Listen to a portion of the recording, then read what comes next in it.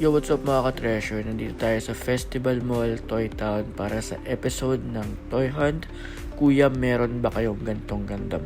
Quick check lang tayo ng stocks nila for the month of February. Huwag na nating patagalin. Let's G! Ayan, so ito yung mga stocks nila sa February and may mga naka-sale na items dito. I'm really not sure hanggang kailan yung sale. Pero yung mga naka-red tag dyan sa mga Gundam kits na yan, so that means it's sale. So may ilan dyan, kaya na lang kumalkal. Pero may ilan-ilan din dyan na naka-sale pa as of I check. And mga MG ata yung napansin kong naka-red tag. So panoorin nyo na lang yung video until the end para makita nyo yung mga list ng Gundam kits na meron dito. And medyo marami ring natingin, lalo na pag bandang hapon. So I'm really not sure hanggang kailan may mga ganyang stocks.